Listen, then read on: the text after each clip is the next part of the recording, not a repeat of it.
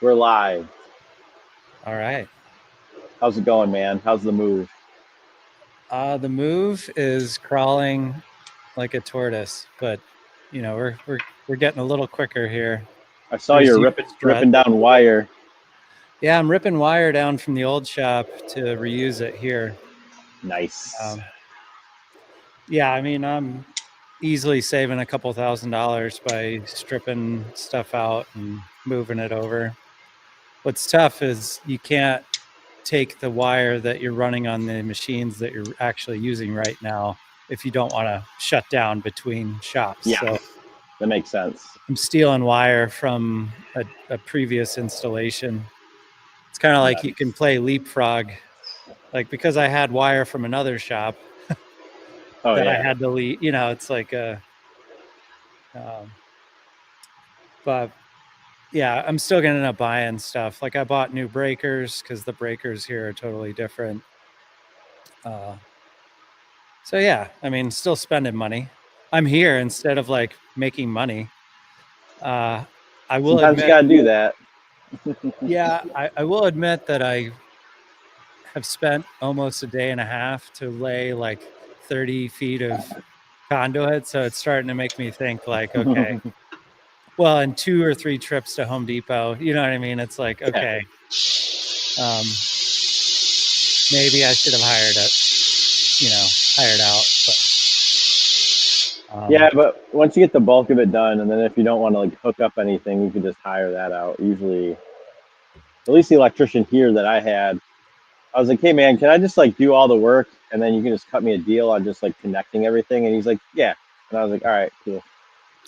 that's similar to what I have at my current space where the landlord was uh, he wasn't concerned that I was doing my own electrical, but he highly encouraged me to consider hiring his electrician. Mhm. And so I told him that I would have his electrician come look at the work that we've done when it's done, or I know exactly who to call if I get in a crunch. But really, my bare minimum is just to have the power for the Haas.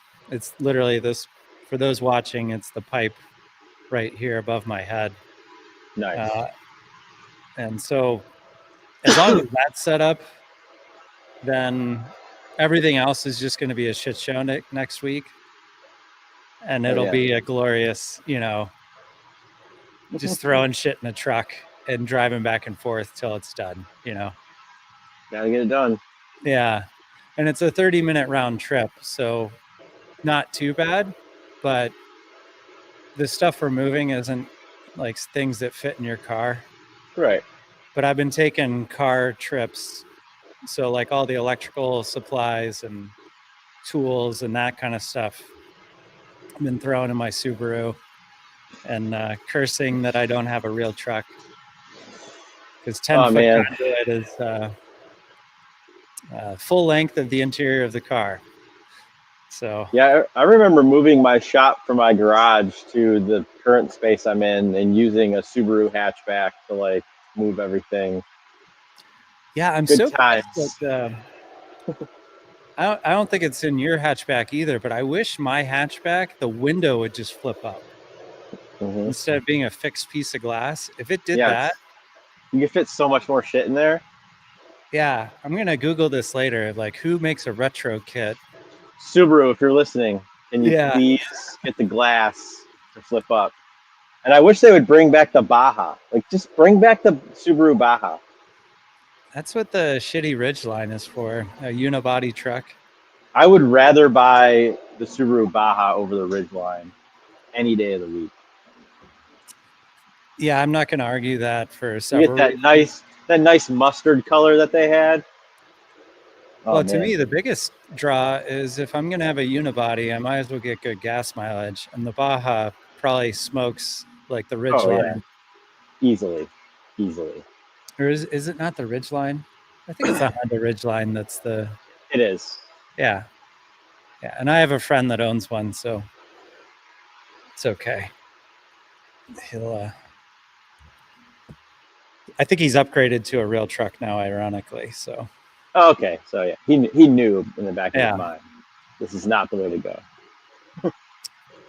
Yeah, but anyway, yeah, the move has not really gone anywhere, but I do have internet, like, so I'm using the new Wi-Fi Nice. in the new shop here, and this is the quietest it'll ever be. So that's Nice. nice too. The office right behind me, I kind of plan to try to sound insulate a little bit better, hmm and then maybe uncheck the box for the sound filtering on this thing. hmm See if it sounds better. I don't know what it is, but my wife is still convinced I don't sound like myself. So Yeah. I'm not overthinking it, but it might be nice to talk without these things over my ears. Yeah, I just couldn't if I couldn't do it if I had to listen to myself talk in my ears. Yeah. Yeah. So I saw, is the Hadouken the one that's behind you right now? That's Yes. why I figure, right? Because you're showing me that 3D print. Yes. Yeah. So I guess, are you going to try to just do a tumble finish for the first set based on what's coming off the machine? I don't know yet. Let me take a look at this really quick just to I might. You could blast that to it and kind of round stuff over. The trouble I'm having, well, not trouble. The trouble with the way I contoured it in Fusion, it doesn't really allow for a super aggressive like chamfer on the edge. Yeah. So what I did was on the Lamia, it was several chamfers. So I started with a chamfer and then put a chamfer on top of that. And kind of like, but then at the end of the day, it ended up to be like a 45-degree chamfer. But it was same but different. I don't know how to explain it. So I tried the same thing on this, and it just didn't really work out well. So I'm gonna go back and like kind of mess with that chamfer maybe, but I don't know. We'll see. Yeah, the one thing I think about is, there's variable fillet, but I know you wouldn't want a true round potentially. Like, you want that square Yeah, surface. yeah, The reason I ask is, like, I've got I have a 50 thou chamfer on here, uh-huh. but then I fill it that tangent, or not tangent, but that where the chamfer meets the top surface. Yeah. And the reason I do that is so that as machined, I have a surface it's like I've broken the edge already. Right. Yeah. That makes sense. Yeah. Same thing on this pencil or pen. I think there's a 30 or 40 thou fillet that goes between the circle and the triangular faces. And that was kind of the cheat code for, like, how do I not make this thing so freaking uncomfortable? Because Right. Yeah. otherwise you have like a flat surface running into a circle that's not tangent, and it was a lot more hot spots, if you will. So something to Yeah. consider would be to just put a baby fillet, like a 10, 15 thou fillet. Yeah. So I was thinking about doing that as well because if on this Shirogorov, there's like an actual, it's rounded over where the two would meet, but it's not contoured, so I don't know. But yeah, I think I'm gonna model in that. I think I'm gonna model that in and then play with it a little bit more. I wish I could do a variable chamfer. I don't see why you couldn't, but I'm not an expert in variable chamfers either. I've only done it once. Because I know you can do a variable fillet, and that's Yeah, awesome. there's a variable fillet in here right now, like the model for this Fuller. Mm-hmm. there's a variable fillet where it gets smaller or bigger from here to there. Nice. This is my first application. I've never used it before.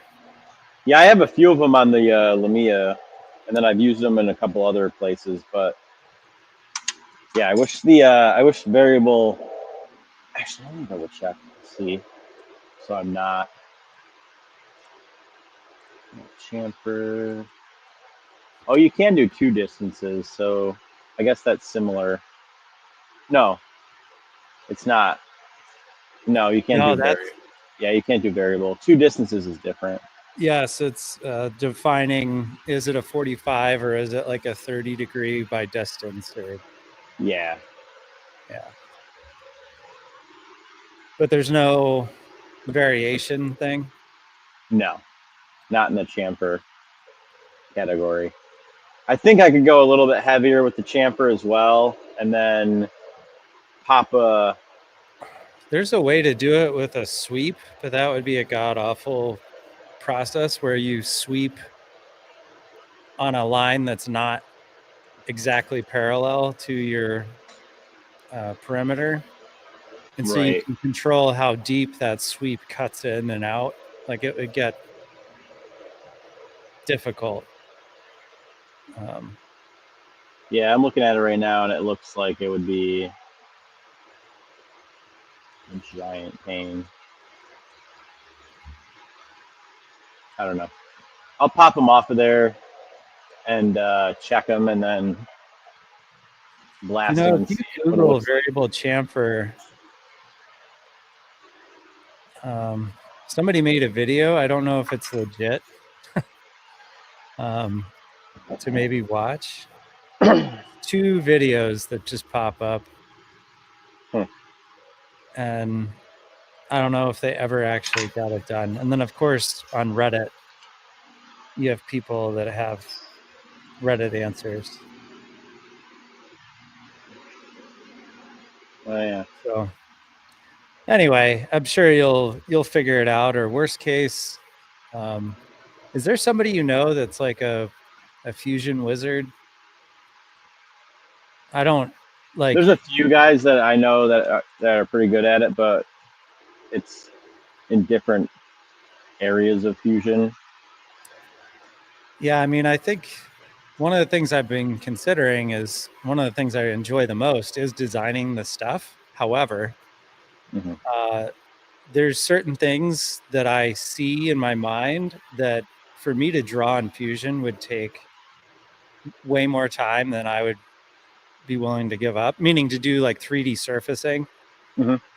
And that's where I've considered looking at Upwork or some other platform to find somebody to just help. Like, it's like, hey, I made this clay model, or Right. Yeah. I've What are you trying to do? so a brief example would be like, so I'm doing a flat, on this one, just keep it simple, right? It's just a flat surface. And part of that is because I want to have this nice and flush up here. But then what would be fun is to have it go into a contour away from the pivot. And that's where, yeah, I can do some awful things to make it flat, right? I can create a contour and then just chop it right here to make it flush. But what I've wondered about is somebody might be really good at T-splines or whatever these other things that are possible. One of the things I hate, though, about Fusion is some of the 3D surfacing is not parametric. So, like, you can't, if you make a change, there's no way to go back. Like, it's not like you can hit the undo button. Yeah, it's annoying. So anyway, like, but if you defined enough sketches, you could create what you want. And I've done that with hatchets before, where I've done a loft, right? So you start flat here, create your contours everywhere else, and then loft across everything. But then that gets really messy when you start mating things together. Oh, right. Yeah. You know, it's like, oh, now I want the clip to go through that mess. You know, Yeah. so I'm just pointing out that I'm just starting with this because I need to master the basics before I start getting fancy with my scales, I guess, is the way I'm thinking about it. Like, Yeah. You'd be surprised at how many people that have a lot of designs that just don't know how to contour stuff. And it's actually contouring is pretty easy. well, I think a lot of guys just when they say contour, right, it's just they're making a giant circle and then just shooting it down the length of the knife. Yeah, or you can do an arc. You don't even have to do a circle because you can pick whatever arc you want. Or you can do a spline. Like you could Yeah, draw a spline and then have two lines come up and draw a box over top of it and then run that down. yeah, splines are a dirty word in Fusion because you can't. A brief example will be this is a spline right now, this outline of the scale, Mm-hmm. because it's so easy to drag points around and make Yep. it. One of my to-do items for the blade is to come back and redo it all in circles Mm-hmm. or arcs, Mm-hmm. because certain tool paths are not friendly to a spline. Yeah, it's annoying because, and then those tool paths you're going to be using on that are like driven, well, they should be driven by the surface, but they're not. Like if you do contour, like the contour tool path, for instance, you can click on the contour and it's a line, and then you can click on the faces that you want it to be in. But it can never be driven just by the faces, and that's very frustrating to me. That's exactly what. Yeah, exactly right. But it's driven by the lines, and I'm like, isn't how it should work. Yeah, so like I said, it's there's like so much work to redraw this without splines. The fuller is a spline. Everything is a spline because that was easy to just get it Right. like extruded. Mm-hmm. And but now that I'm trying to do it correctly, Yeah. and I'm offhand, I don't have any notes on exactly what breaks, but some of the tool paths break, like we just talked about, where it's like you can't select a spline. I think most of them break. Like you can't select the spline in Trace. Okay, exactly right. Yeah, so that kind of Trace hates splines for some reason, and it's just like why? yeah. Whereas the slot is a fully parameterized set of arcs Right. that are all tangent to each other, and so the way I view this for the people into design is like this hole to hole is on a separate sketch that's fixed. And then to me, this is like the skin of a car where I can like Yeah. drag it around all I want and we're not messing up this, if that Right. makes any sense. Yep. And part of the reason that was useful is while I was 3D printing it, I was like, that doesn't feel very good, you know? So then I'll You could drag pull the it. Yeah. spline around. Can't do that with arcs. No, you You really got can't. you got those awesome constraints that happen, and then once you pull one thing, it constrains and it pulls around everything, and it's just like what? Yeah. Yeah. So, you know, Well, they're updating that in Fusion, the constraints thing. So they're gonna let AI pick the constraints. So dumb. that sounds awful. Yeah, it sounds terrible. I mean, really, what I would love out of Fusion would be an example of, say, you have like multiple points all on top of each other, like say 3 or 4 line segments all coming together. Mm-hmm. What would be great is to help separate which ones are coincident to each other so that you don't have to destroy the coincidences between all of them. It's Yep. like kind of all or nothing. Yep. I end up doing that. I end up just deleting all of the constraints and then constraining it myself. Yes, but what I'm saying is Right, like, yeah. You want it to like figure it out. well, I guess what I'm saying is say you start drawing something and then you realize you made a mistake in the order in which you constrained. Yeah. That's what I'm getting at is like, oh, I should have made this tangent first over Oh, here. you can do that in SolidWorks. Yes, I know that there are. It's so much better. Like the more and more I use it, the more and more I'm like, I might be shelling out $2,000 for this program because it's so much better. Yeah, I mean, I grew up using SolidWorks when it was basically brand new. And when I came to Fusion and I wanted to make an assembly of anything, I just got so angry because I'm like, this shouldn't be this hard. No, it shouldn't. And it is. It's so frustrating when you're trying to put things together. You're trying to move surfaces to touch other surfaces, and you're like, yeah, this surface should go here. And it's like, nope, I'm actually going to put the surface on the edge of an edge. And it's just like, why? Why are you doing that? Yeah, so I mean, we could complain about Fusion all day, but the reality is it's still cheaper than everything else.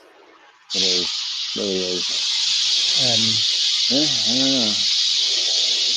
yeah, I mean, I think the only way I would consider going to another design software is if I got off of the Fusion CAM. So as long as I'm going to use Fusion for CAM, I'll keep using Fusion for design. But if I were to go to a different software, then there would really be no reason to stay in Fusion. I mean, if you want to shell out for Hypermill, then you can use SolidWorks and Hypermill. Yeah, I mean, I don't have a machine right now that demands Hypermill, so I got to work on that. There you go. But yeah, I mean, one of the things I didn't know if it made sense to talk on or offline, but I think even for yourself, what I would be curious about is, have you figured out how many tools it takes, how many different tools it takes to make a Lamia or a Hadouken? Yeah, they take the exact same amount of tools. So what is that, like 19 tools, or like do you max out the tools? It's less. Nope, it's less than that. It is. I can count them right now. 1, 2, 3, 4, 5, 6, 7, 8, 9, 10, 11, 12, 13, 14, 15, 16, 17, 18. Yeah, roughly 19 tools. There's one tool pocket that I don't use on this machine. Does that include the hard milling too? No, that's one other tool. So 20 tools total. That's not too bad. Because where my brain goes is, how do I get in sister tools? Huh. I just noticed that I fried a ball end mill. Interesting. That was expensive. Anyway. And do you feel like there's, out of the 20 tools, do you feel like there's 2 or 3 tools that could really benefit from having a second tool? Yeah, because that's tool 17, which is a 1/8 inch 4 flute. That one does a lot of slotting. So if I could get a sister tool for that, it would be nice. But all the other ones, I can run like 100 parts and be okay. Okay. Yeah, the reason I ask is, I've been thinking about something that I in the end, I'm going to have to make a lot of knives to really know, which is how many tools do I need to. So like for this prototype, I made it with, I think, 10 or 12 tools, where I was reusing the same tiny ball end mill for all kinds of stuff. Yeah. Which meant going slower, because these chamfers were done with a tiny ball end mill instead of, just taking a chamfer mill and, Right. you know what I mean? Like, it's just Yep. more time. And where I'm going with this is like when you start looking at machine options, one of my frustrations is the carousels in a lot of these machines are pretty tiny, right? Like even yours, like if I set it up for that product, that's the only product it's going to run. Well, right, and that's why I was forced to use as little tools as possible because I only had so many tool spots in here. So it was a good exercise to help me figure out what tools to use and what not to use. Because I wanted to use like 25 tools to like make this thing. I was like, I can't. So then I figured it out, and now I'm just shaving down all the tools for the Hadouken. And if I need to add more tools, I can just run it in the other machine, which I have, what, 28 tool spots or whatever.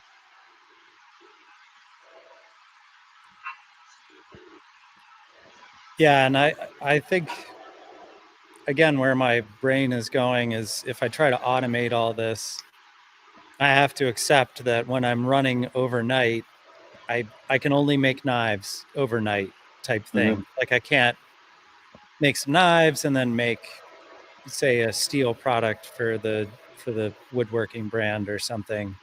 Right. And that's just the way it would be because you start looking at the budgets to get to 40 or 60 tools in something other than a Haas. Mhm. And it's like 200 grand or higher in a lot of cases, even for a horizontal, which the nice thing about a horizontal is it comes with a huge pallet Yep. pool, 2 tombstones. Mhm. And so you can get a pretty legit setup with 40 to 60 tools, but the machine is ginormous. It's like, oh, I've got a 19 or 22,000 pound machine.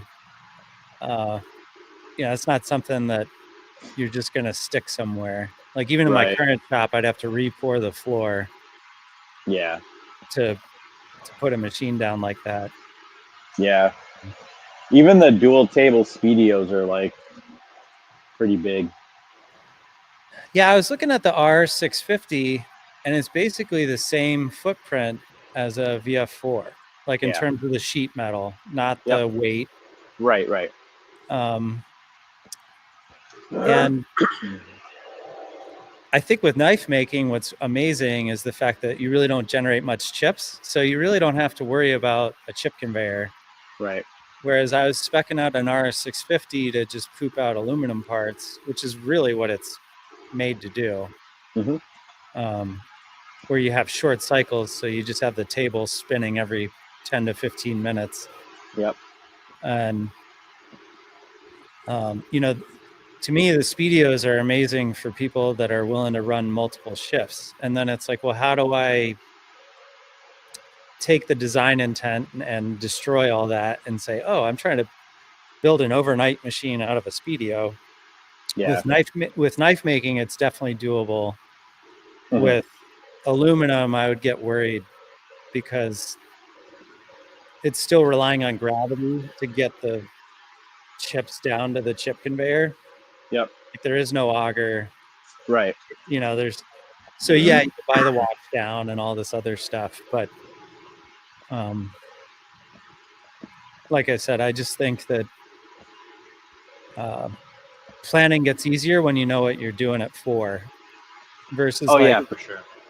part of the reason I have a VF4 is when I made the decision back in 2020 to buy the machine, I think I got some decent advice from somebody who was just a machine shop owner, right? Like just he owned a lot of machines. And he told me, if you can afford it, get the biggest machine you can, because versus getting like the turntable style machine. Because he was like, if things don't go well, at least you'll be able to machine larger products for other people. Like you'll have more options to make stuff for other people. Right. Yeah. Versus a VF2 was what I was originally looking at, which I'm not knocking anyone that owns a VF2. I started on a VF2, a 2006 VF2 that, it didn't even work when we bought it at auction, but that's for another day. But the point being, the VF4 was never meant to do what it's doing now, But the idea was to put as many parts as I could on that table. And with a 20-inch by 50-inch travel, you can put a lot of parts. I Holy had 4 shit. Pearson pallets. I had 4 Pearson pallets on that sucker. You could put 2 of my tables on that, basically. Yeah, and then that's where the tool carousel comes back in, right? Because you have to have enough tool life to machine all that stuff, right? And not run out of tool life. But anyway, that's kind of the genesis of like, well, why do I have a VF4? It's because somebody suggested to me to get the slightly bigger machine versus a smaller machine of basically the same price at the time. I mean, financing back then was 3%, I think. Right, yeah, it's a no-brainer. It's basically free. Yeah, basically free money. For now, it's 7% some change.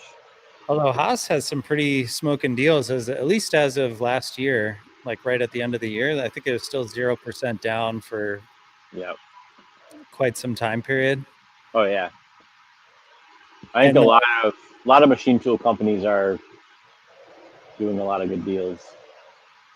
Yeah, I mean, in my head though, I'm like, well, just like buying a house though, like where's the cash discount? If I go to Haas and I'm like, hey, I saved all this money, I want a 10%, reduction. Yeah. Because we both know that they're still borrowing the money on the back end. Yeah. 100%. But yeah, with your setup though, one of the things I was noticing is you have a lot of whip right now. You're just sitting on piles of almost knives. Yeah. But I guess you're, in 2 weeks, you think you'll be... Yeah, I got like, there's 100 over there. I don't know. I probably got to buy more hardware, I'm sure. But yeah, 2 weeks, I could probably have them all done. So I did something different this time is like I ground in a bunch of lock faces earlier on, which I don't normally do, but I was like, for the most part, they all should fit if I just use one knife, and that could be the tester to see where. So that's what I did, and I ground in a bunch of lock faces. So I got pretty much all of them done except for a few, and then blasted everything, and then put logos on everything. I got to finish up putting the steel mark on them. I could probably get those done today, and then a couple other odds and ends, but yeah, then it's just blasting scales and then anodizing some and then getting them all prepped and assembled. You can do that in 2 weeks. But I was trying to, in the meantime, get at least the prototype down to where it was assembled, but that's probably going to be February-ish, mid-February. Yeah, how many Hadoukens do you have in whip, kind of roughly? 4. 4. Yeah. Nice. You think with that one you'll keep the batch sizes slightly smaller, or are you going to go to 100 once you get to, I'm going to do a bunch of, like, I'll do like a bunch of prototype ones and then sell those and get feedback. And then in the meantime, kind of adjust things from there. Because the way I do my setups is I make a bunch of, I model all of the different steps out. So like there'll be a model for like the stock. There'll be a model for the way the knife looks when it's just contoured without all of the features on it. And then there'll be a model of the final knife. So if you change one thing, you got to change like a couple of other things. But I've got it to the point where all I need to do is just, if I need to change the chamfer, I'll just change it on the component that I'm going to be machining versus all the way down the line, because I really don't care. Yeah. So, other than like trying to change that chamfer, I think we're like in pretty good shape, because I took all of like all the same principles from the Lamia, which I know work, and just transferred it all over into a new design. Yeah, one of the things that I wonder, so this is kind of an older workflow, but it used to work, was you would generate a mesh file so an STL. Mm-hmm. And that way you're not having to do some of the stuff that you're doing, Yep. if that makes sense. Mm-hmm. You could do op1, generate an STL. I don't know how to position them, but where my brain is going is, for me, one of my ideas for now is to have op1 and op2 on the same palette instead of like, oh, this is an op1 palette, this is an op2 palette. Mm-hmm. And so ideally you would be able to use rest machining, but you can't because, you know, Fusion only understands how to stay with the first iteration of the model. Yes. Like, and I know this because I've built so many high density palettes on my Pearsons before, where it's like, oh, I have 6 op1s and 6 op2s, but Fusion will not play nicely with, generating the correct stock. So then you're doing what you're doing, which is drawing the actual stock left over, if I'm understanding you right, which is kind of that workaround. And then you're selecting a different body. Yeah, I'm trying to figure out how to share the screen. I mean, I conceptualize what you're doing because I've done it on other products where I was gonna show people, but yeah, essentially I model the stock and then select that as the stock, and then I didn't that see it. gets selected during the setup, and then the model is the model, and then anything else that I do, like if I want to do a surface, like I'm surfacing something, I'll just make a surface off of like that contoured, non-featureless piece that isn't the stock, and then that's what I'll run all my contours and all the other stuff off of, just so it's easier. Yeah, I mean, that brings up the fact that Fusion, certainly 3D Contour and a couple other tool paths, where it wants to do really weird things at the edges. So Yep. then you extend the surface to have it play nicely and not gouge the shit out of your parts. Yep. A great example of that would be, like, there's gouges on the side of this clip. I know the lighting in here sucks, but yeah, there's tiny little gouges where if I were to take the clip off when we were machining it in this orientation from above, you have to draw like a fake thing so that it doesn't gouge it. Otherwise, it's going to go get it. Yeah, it's annoying. It's been something that I've had to deal with for the last 4 or 5 years on several products, where you have like a real model of the part, and then you have a what I need to make the tool paths do what I need part. Yep. Pretty much. Yeah, you use a lot of surfaces to drive the tool path where I want it to go, which is frustrating, but yeah, or like that might be worth sharing in a different manner, but like to get no step overs on this scale took a lot of configuring the settings. Yep. Because there's what it was doing is you'd see these tiny little step overs between the rows. Mm-hmm. And I'm like, no, I want it clean. Like, we literally start on the outside and we run all the way to the inside. Mm-hmm. And the only time you pick up is to create those cusps, which I wanted on purpose. Right. And a good example of that on this knife would be on one side. Let's see if we can get that. I don't know if I'll be able to get it. It's too shiny. Yeah, it's too shiny right now. But basically in the rows on one side, there's this gouge that runs across where the tool, moved from the inside all the way to the outside.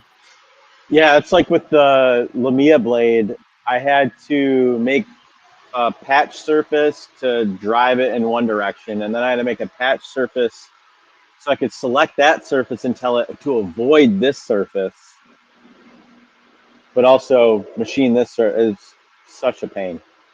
It's such a pain. Yeah, so like I said, it's one of those where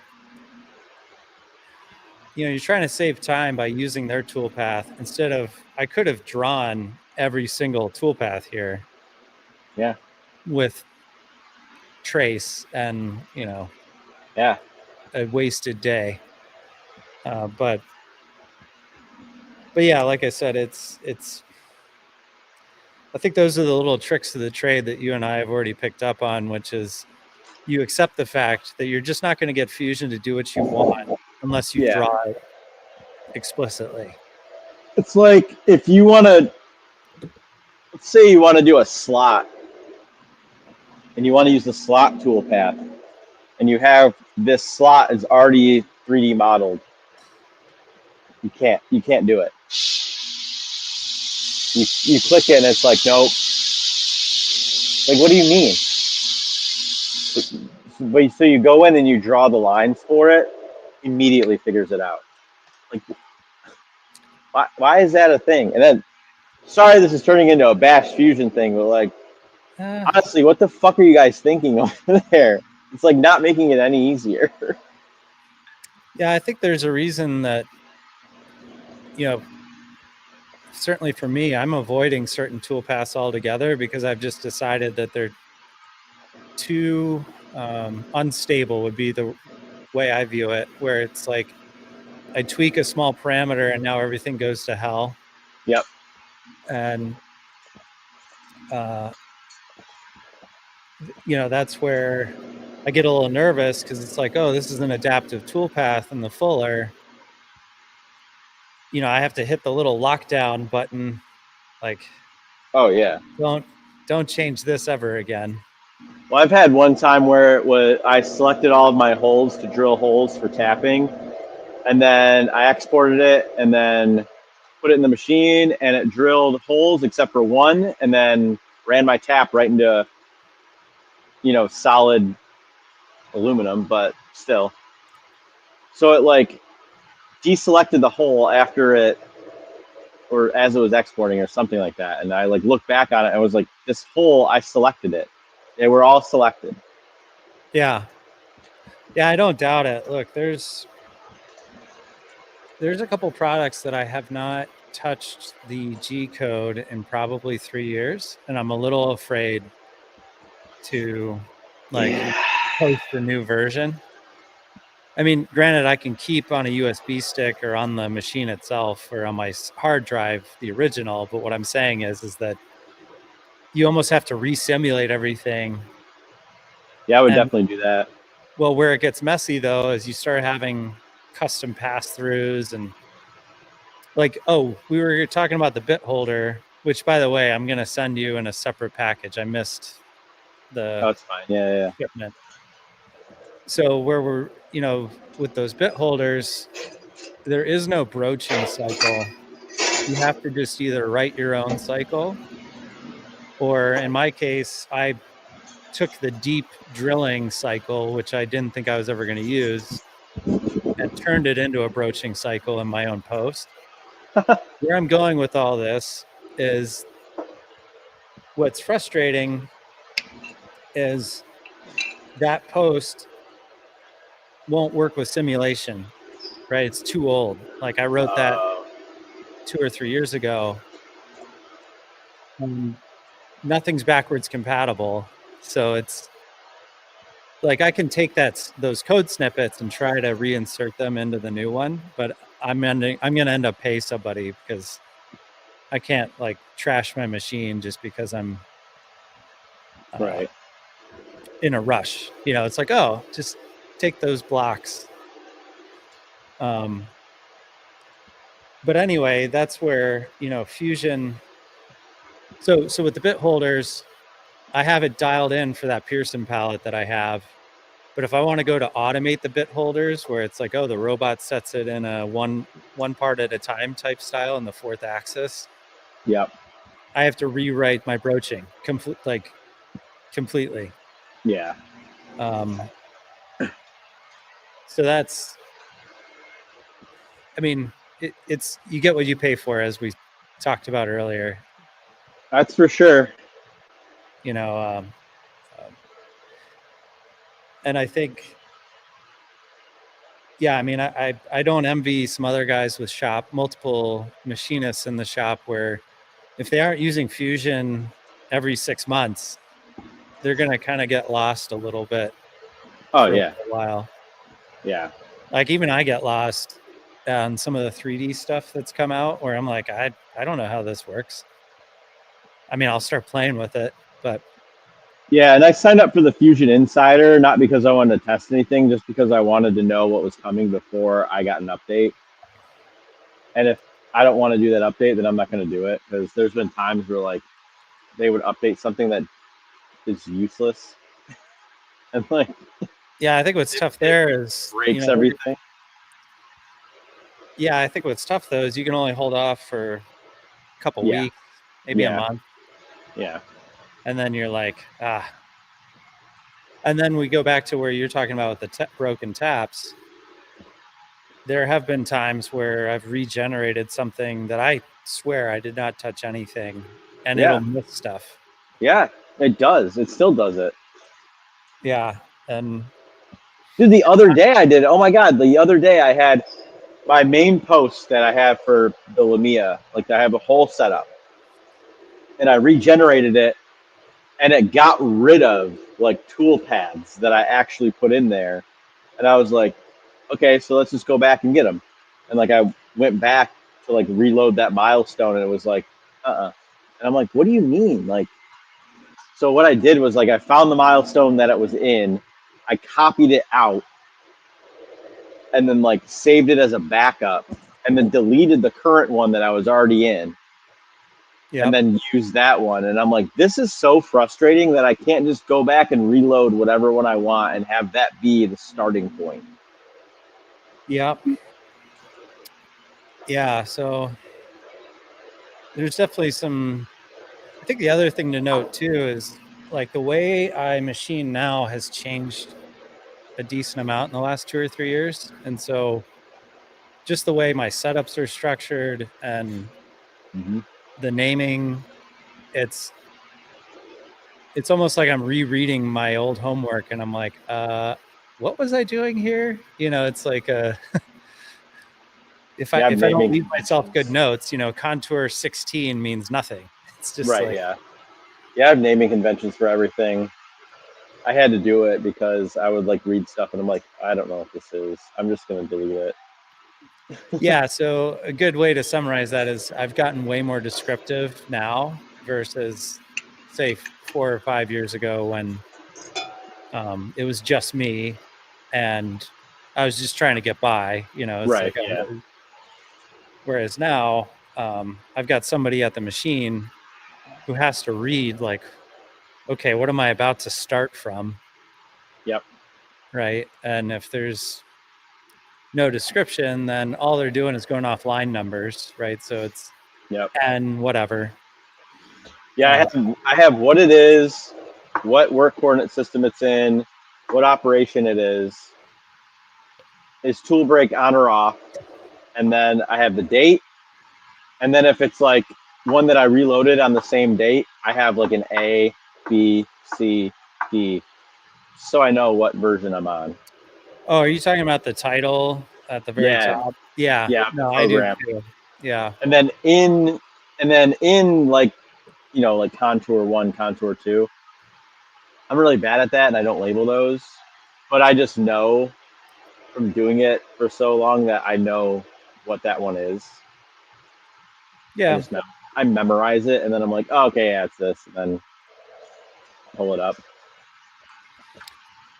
Yeah. There's a gentleman on Instagram that's built some sort of way to relabel stuff automatically. Oh yeah, Ethan. Yeah, Ethan. Yeah, I need to reach out to him and be like, hey, where's that little plugin or, where's the Yeah. little thing? Because certainly when you copy and paste, like, oh, I'm just reusing this code Yep. or this operation, I should say, it would be nice if it just deleted the 1, 2, 3 or Yeah, like for instance, I have parallel 1, 2, 3, 4, and then I have ramp 1, 2, 3, 4. yeah. Yeah, and, I mean, don't get me wrong, you wouldn't want them all named exactly the same because that's a problem Right. too. One of the things I would do with my Pearson palette is like for like dowel plates when we used to do 12 positions, every position had a number. And so I would write POS like position 1, position 2, so that like if you had to restart somewhere, Right. you weren't guessing as much. But yeah, it's interesting how Fusion is like its own little club, right? Like if you don't use Fusion, then some of what we're talking about is kind of, I wouldn't say irrelevant, but just not directly applicable. Yeah, and I'm sure other cam softwares have their hiccups, I guess. Like, I don't know, Mastercam or Hypermill or Yeah, I've watched Creo or whatever the hell. people. I haven't spent time on YouTube, but I was at a Fusion event where the same company was then doing instruction on, I want to say, Hypermill. And it was clear that Hypermill required a lot of training because I looked at it and I was like, I have no clue where to start. Like I looked at the tree and I looked at all this stuff and I was kind of like, yeah, I can see where it's not as intuitive.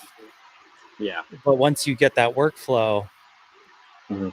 it was clear that the guys really appreciated that you could set what they call work planes and then reference those work planes later. So in 5-axis, if that plane that you want to work from, rather than in Fusion, you got to click tool orientation for every operation and then select for every operation Yep. the same stupid plane. Yeah. I think in this other product, you could just from a drop down be like, oh, I want to do work plane 2. Right? It's not guessing. Right. Yeah. It Or knows what if it you knows hit what the plane. flip, right? Like you accidentally hit the flip, and you have the arrow the wrong way. You know what I mean? It's just Yep. once you set what work plane 2 is in this other software, it's always 2, right? So as long as you know what 2 means, Right. or if you label it, Right. so that would be one of my frustrations with, or not frustrations, but if I were doing multi-axis all the time, I don't understand why Fusion won't let me globally set the tool orientation for a set of operations without making it its own setup, which is the only other way to do that. Oh Right? yeah. So it's its own setup, and then you have an NC program that strips piles everything together. Where that gets messy is what if I want to do some stuff, flip it. It's just a lot of setups, I guess, is, Yeah. like, oh, I got 9 setups Yep. to Yeah. accomplish.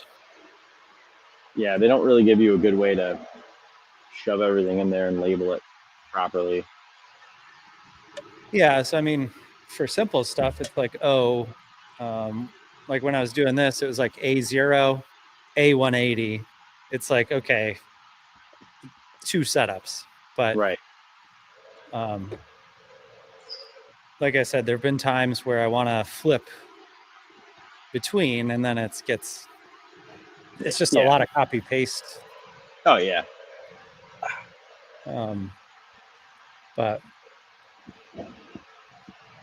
But yeah, I guess we didn't do this in the right order, but we did select a name. We didn't say it at the beginning. That's okay. Yeah. So congratulations to everyone that stayed, this long. 50 minutes, 54 minutes. Yeah. Although it'll be shorter once we cut it down for a podcast. So Yes. be joining the cutting edge conversation. Yeah. Yeah. I didn't do a good drum roll. Cutting edge conversation. Because we're cutting the cutting edge of a knife. Well, and I would argue, I think we're pushing, what is possible with machined knives, I think. Yeah. Um, and you were talking about your platen for a second, and in my head, I'm like, what do you need a platen for if you're going to get away from hand grinding? But maybe you're still offering that. No, there's some stuff that I still need to grind and like, well, currently on the Lamia. Eventually, I'm gonna get rid of it, but to finish all of these other ones, I need to grind the spine and like clean it up. But the platen that Ameribraid came with when I first bought it, so like almost 5 years ago, wasn't the greatest, and they've upgraded everything on it. So I was like, fuck it, I'll just get a new platen. Yeah, what radius did you get? Just a normal flat one. I didn't get a radius platen. Okay. Yeah, I don't own a 2x72 right now, and I keep thinking to myself I should get one, but then I think by not having it, it's going to force me to like get everything done in the machine, right? It's like even the tab removal and stuff. It's like, nope, gotta.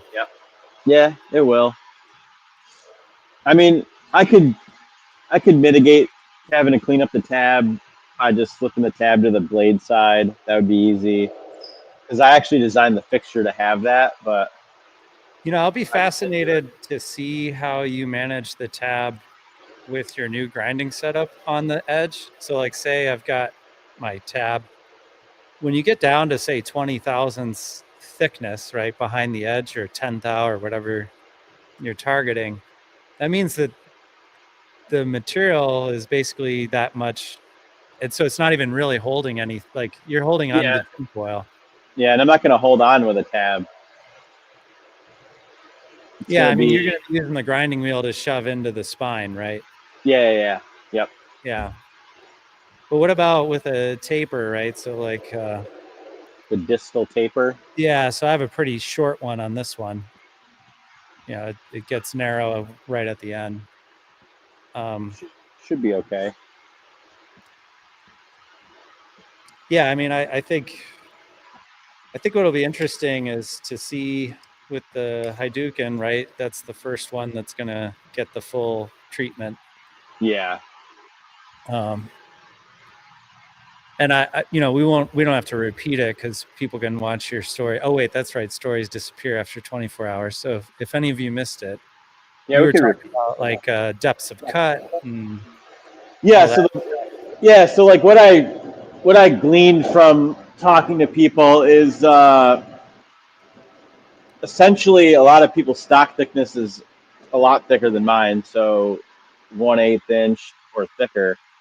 And if you have a thicker blade stock, then you have to take off more material to rough down to the final thickness.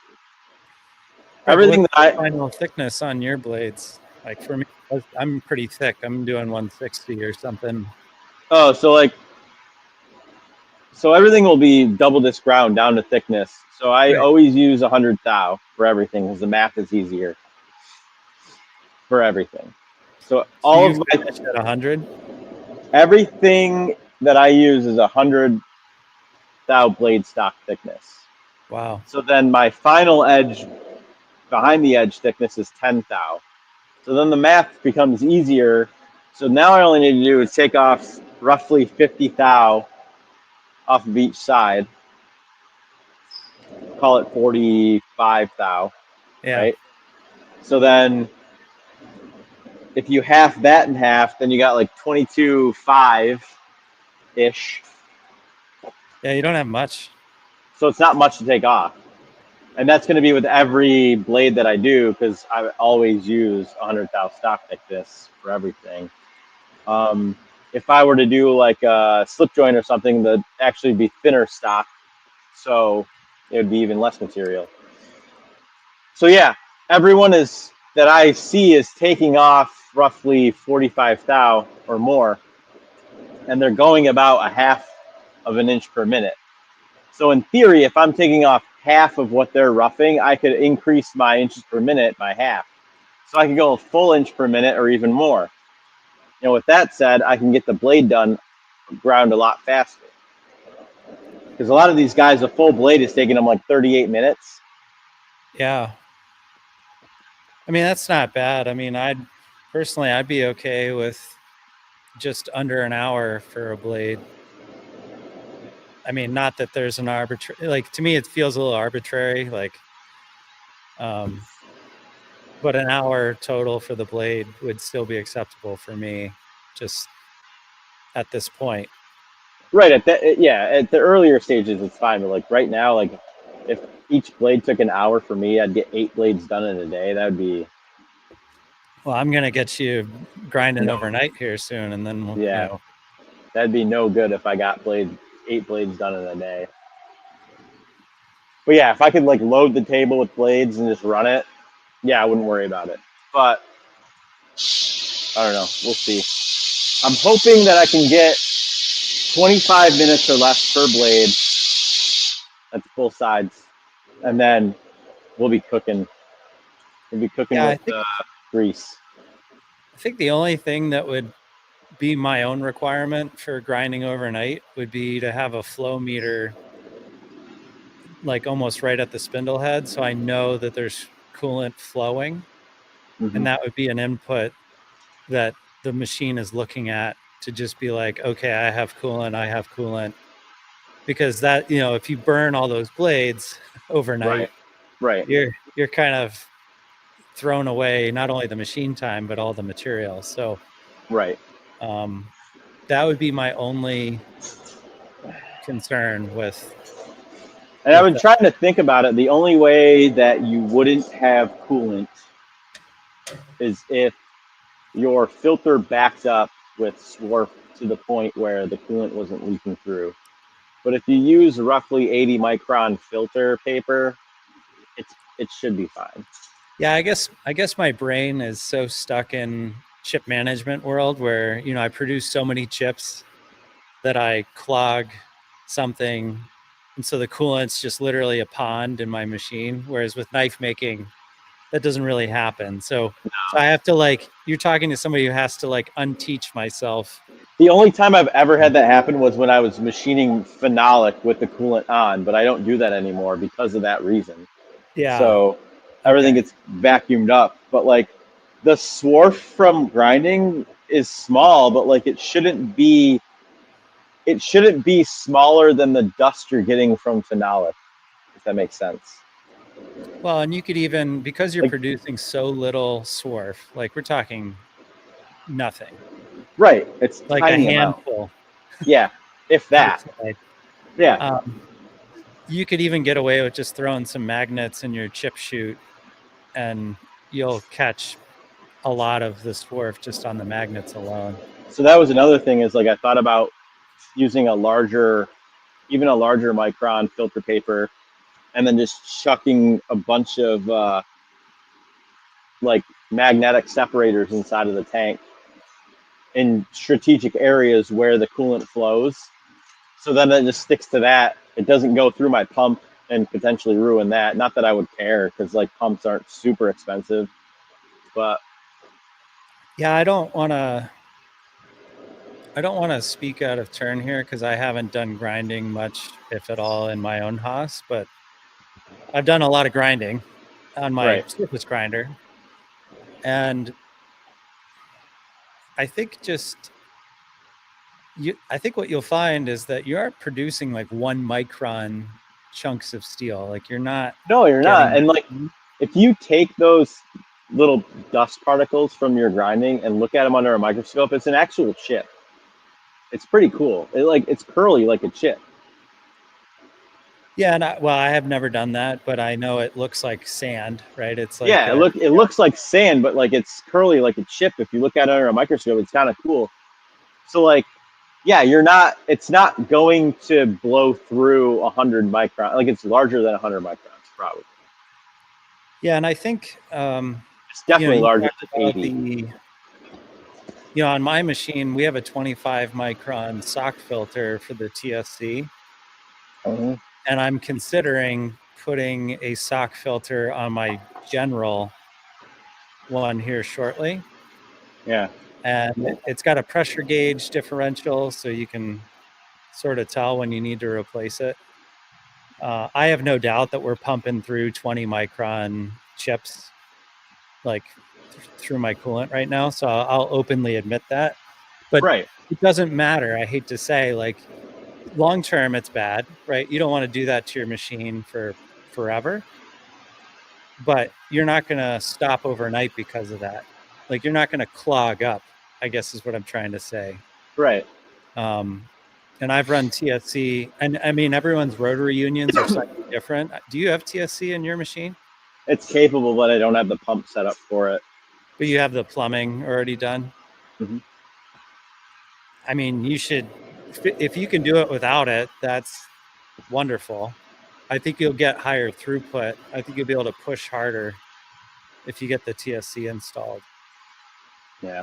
That's what I'm hearing from like listening to the Edge and Flow podcast, for example.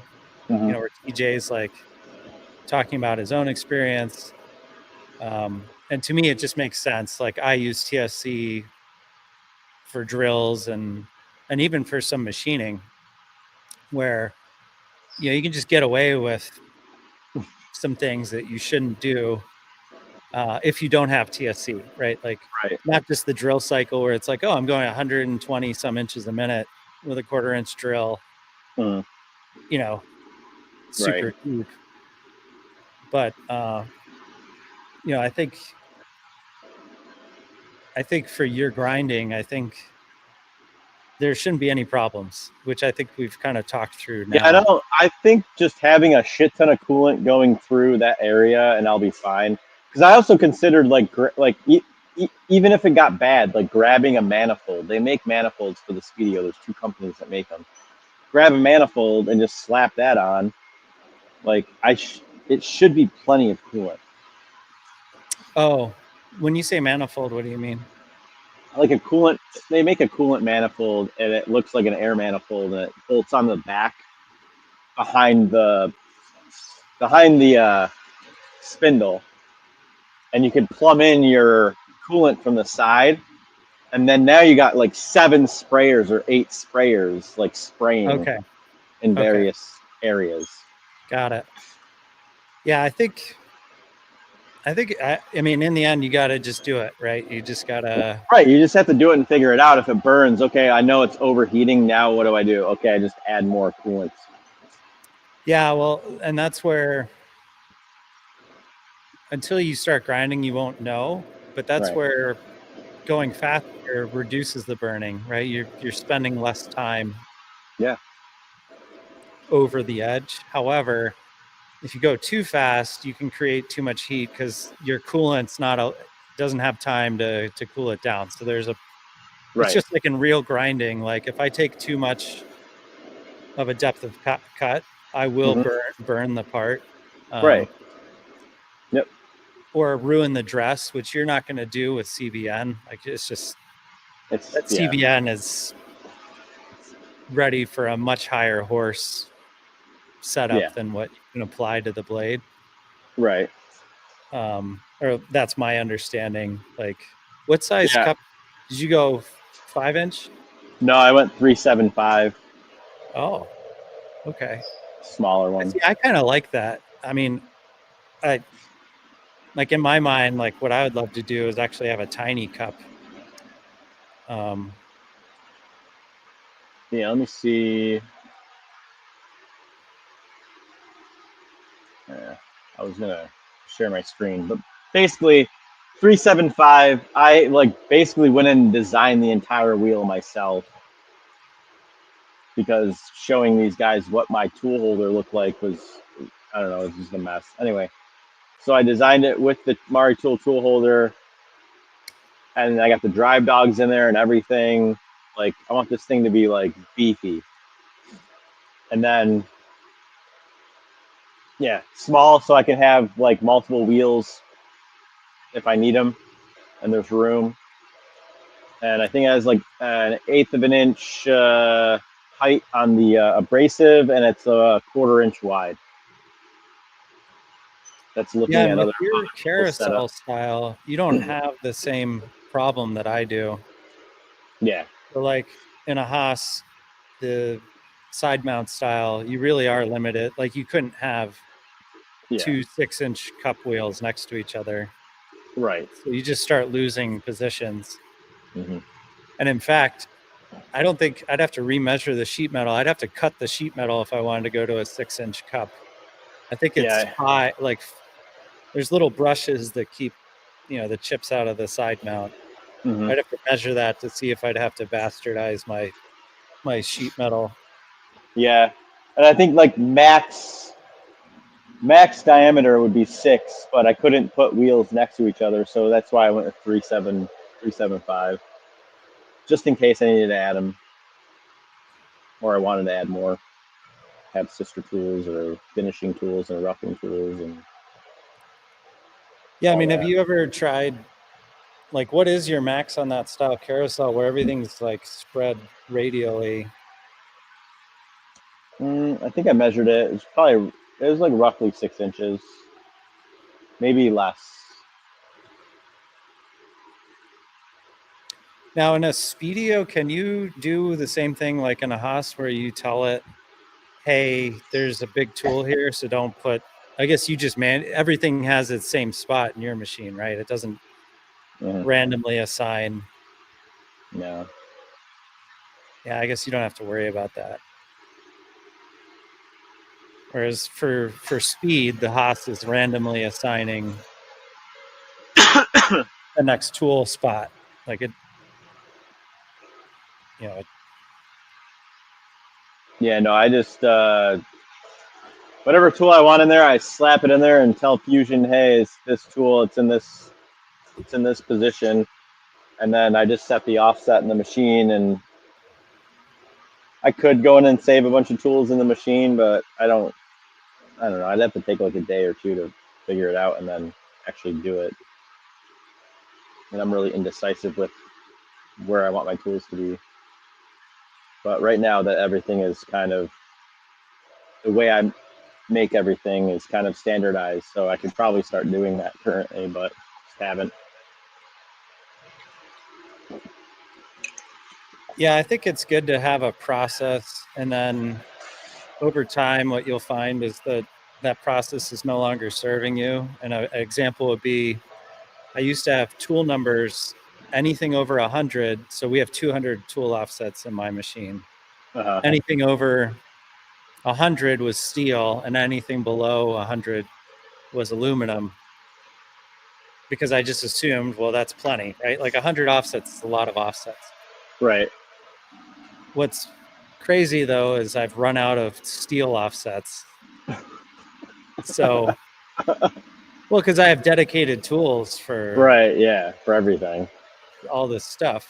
The dowel plate alone gets 30 tools basically. Wow.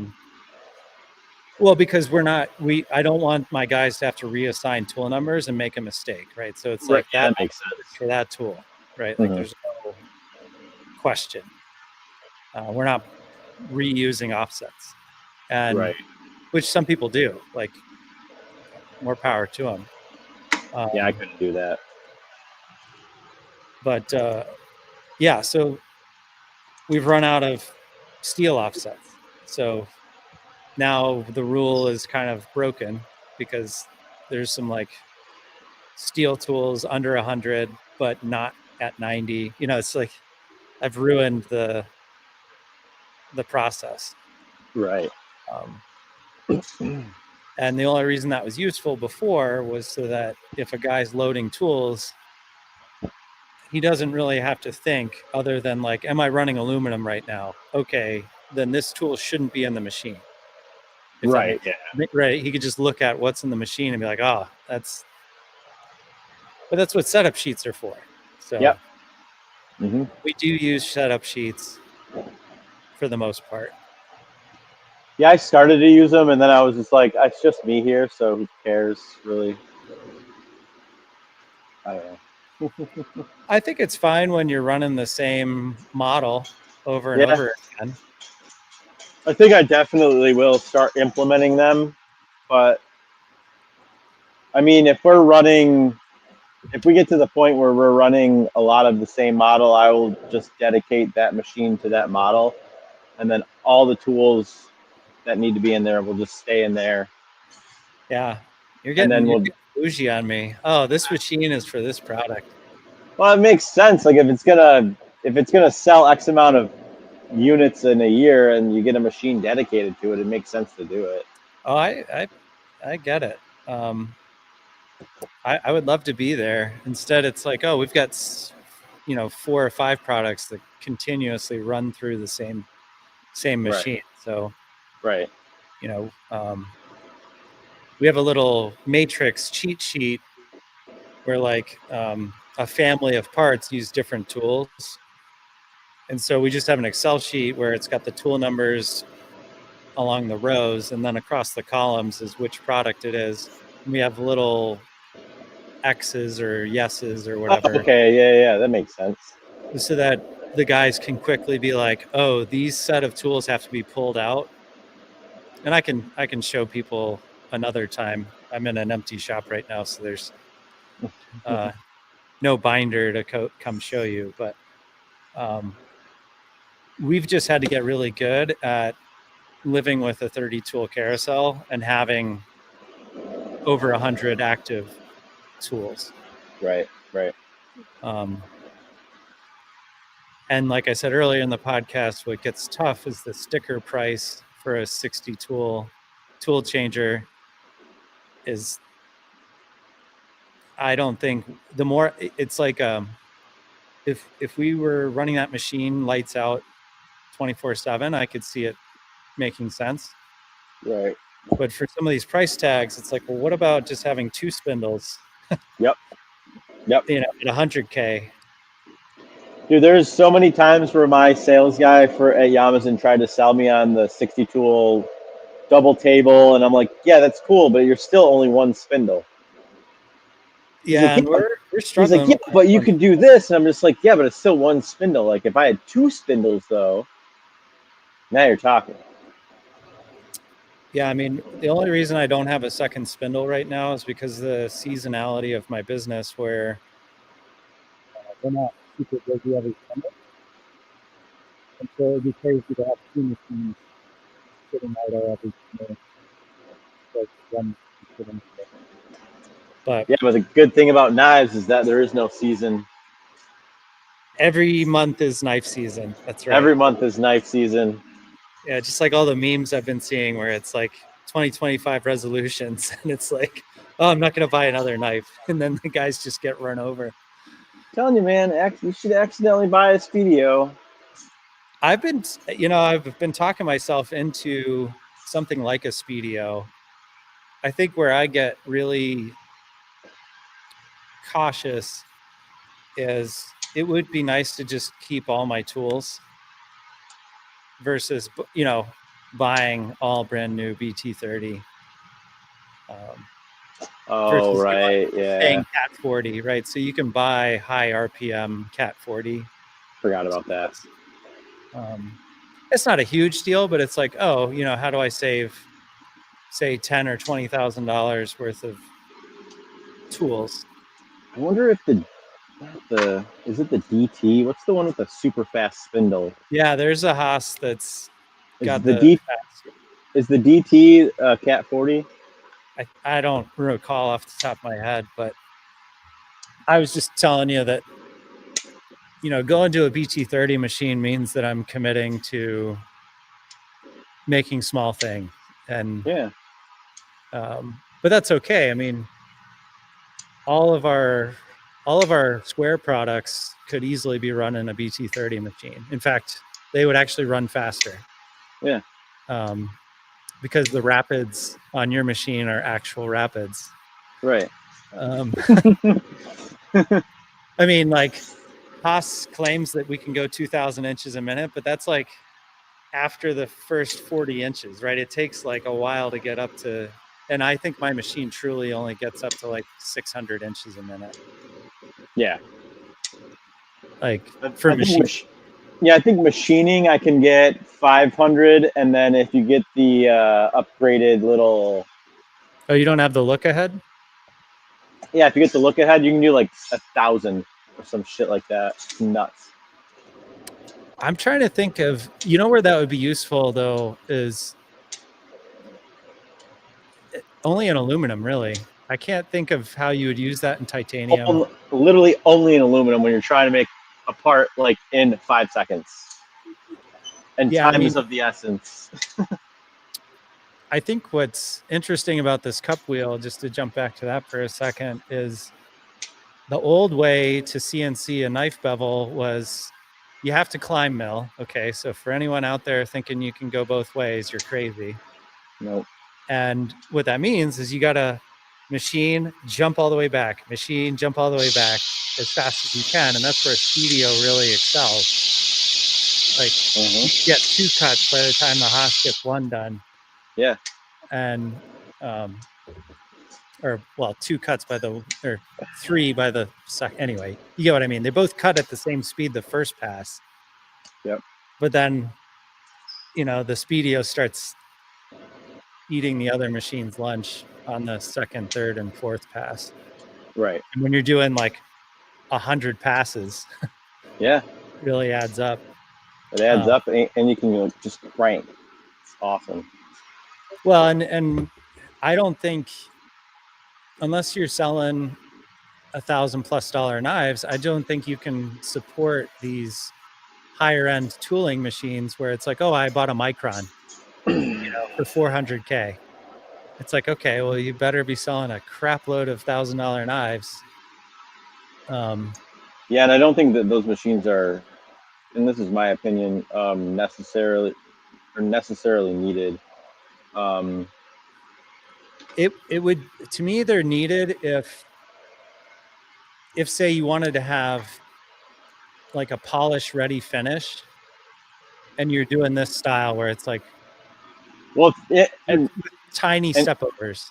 And hear me out, and I'm not stepping on anyone, trying to step on anyone's toes. Then there should be no finishing department. I mean, that's kind of, well, if you do blasting of any kind, then you sure.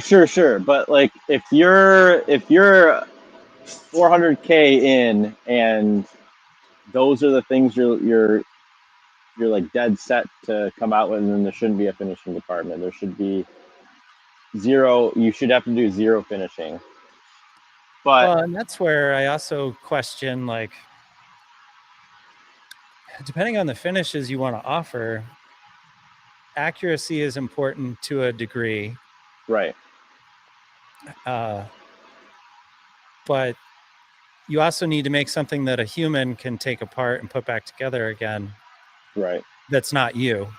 Right. So a brief example would be like, if I start only giving myself 1 or 2 tenths clearance on the pivot, like, God forbid they buy a pivot replacement. You're gonna have a bad time. You're gonna have a bad day. And a customer being like, I just replaced the pivot and it's all, garbage. Mm-hmm. Or you sent me one. Right. Yeah. And, it's hotter in Florida. Dude, I tried to explain that to people sometimes, because there's some things where like reaming, I don't know. Well, I can't. When you start doing 2 tenths. When you ream stuff, but also it's like, it's literally 30 degrees out here in New York State. So if I start shipping stuff out, and then it goes to a warmer state, it's like, I don't know, it's going to be messed up. So like, you have to inherently have like a looser. Well, the only other thing I would say too is, so say you go to that 2 tenths tolerance, where you start to get in trouble is unless you can supply yourself with things that are less than 2 tenths constantly, you're gonna have a problem where you buy something from TI Connector, you buy something from JK Design, you buy something from somebody else, and they're at the upper end. Right. And if you aren't at the upper end on yours, yep, then you're just kind of stuck with parts that don't fit very well. Yep. And I know that's kind of an extreme example, right? It's like nobody's trying to offer 2 tenths, because I don't think it's necessary. But we were just talking about, why would you buy these super fancy machines? And it's like, oh, because I can hold stupid tenths with them. And I would You I would selfishly not buy the machine for that reason though. I would selfishly buy it because I could set it up to just run. that's well, and honestly, most of them come with better automation options. Right, So like a Matsura. Like yeah, you get a Matsura horizontal at $300,000. It comes with a pallet pool. Like you have it all in there. yeah. I think what's crazy, right, is Haas now has their robotic pallet system. Mm-hmm. I think it's 90 some K, and it's literally a bolt-in. Like I could put it in front of my Haas tomorrow. Yeah, that's how Yamazon's our brother Speedio like flex stuff is. It's all bolt on. Yeah, I don't think it's only 100K though. I think it's It's maybe more. not. Yeah, it's probably a little bit more. Probably a Right, tad more. right. But then it's like, well, what am I getting for that 150? Like you better run that machine 2 to 3 shifts. Right, and and it may sound crazy, but I would feel way more comfortable buying a $300,000 machine that has all of that stuff integrated into it than buying a $100,000 machine or whatever, and then maybe it works, maybe it doesn't. Yeah, I mean, look, we've had some bad nights where we didn't account for some strange things, and we're doing part loading, so it's different, meaning we're suffering from the parts being slightly different from our supplier. But we've had nights where we only produced for 20-30% of the shift, and then nobody was there at 1 a.m. to fix it. Oh, yeah. And when we're That, trying to move, that becomes a problem because basically I've scheduled us. We are literally running that machine 24 hours a day right now before we move, so that I can be down for 2 weeks and not suffer the consequences from my customer, who is Amazon. yeah. And that's because we shouldn't have moved in January, but I'm saving $8,000 next month by moving. So I'm going to move. Yeah, so it's worth it. Yeah. I mean, but we're spending money on overtime. But we're not spending $8,000 in overtime. So we're still saving money by moving early. It just means that we can't have we can't have the robotics fail in the middle of the night multiple nights in a row. Yeah, no bueno. Yeah. And that's where, well, I can appreciate buying a 300K machine. I guess my problem with that is I better have the demand already in front of me. I just don't have that stomach anymore I think I know too much now about myself to where, 3 years ago, I think I would have had the confidence to go sign some big checks, but we've had 2 slow years now. And, that's part of the reason we're moving is I need to save money. Right, yeah. So that's where I think even if I were to buy, say, a Speedio or another small machine, I think I would buy it and then put the robot in front of it later.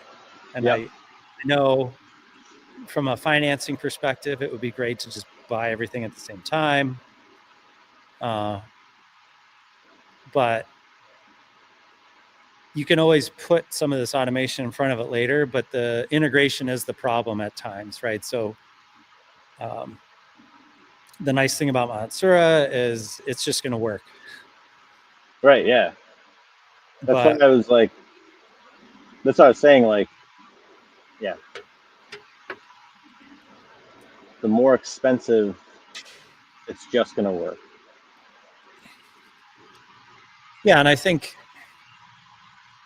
at least from my own perspective, what I would like is to just have a baby pallet pool where I program something during the day and then hopefully it can repeat itself overnight.